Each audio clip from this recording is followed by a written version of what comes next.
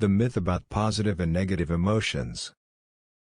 One of the myths that we need to bust is this idea of positive and negative emotions.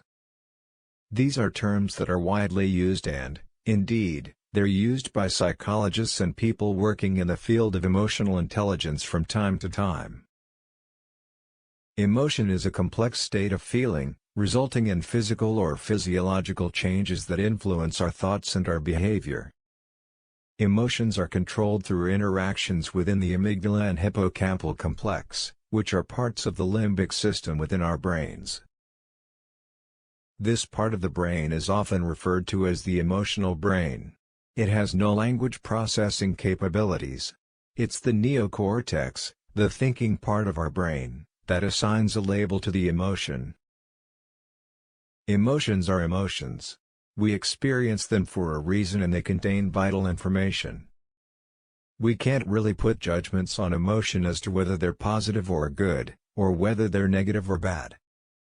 Emotions have developed over the centuries, over eons, through evolutionary processes as a survival mechanism. They serve us well, as long as we work with them effectively. It's not the emotion that's positive or negative, it's the thought process and the behaviors that they provoke that requires the label. An emotion leads us to behave in a certain way. If it leads us to behave in a way that causes annoyance and upset to others, then that is the important thing we should focus on as being positive or negative. Happiness is often referred to as a positive emotion. It suggests a state that we should all aspire towards all the time, but it's not an appropriate emotion to show at a solemn occasion, such as a funeral. Also, happiness will limit us in our ability to communicate effectively, to negotiate well and to make critical decisions. So-called negative emotions such as anger, sadness or fear have physiological effects and can be used in positive ways. We experience them for a reason.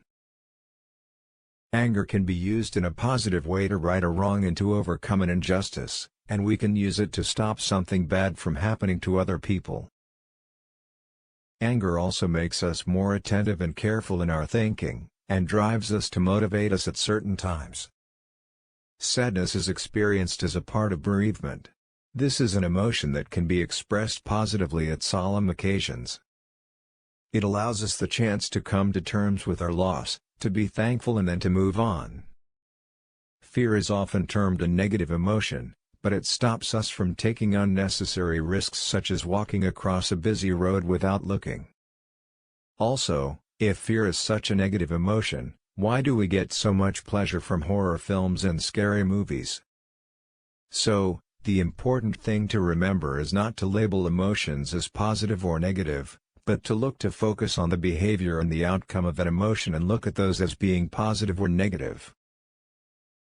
The way that you use your emotions drives the way that you act and make decisions, and drives your emotional intelligence.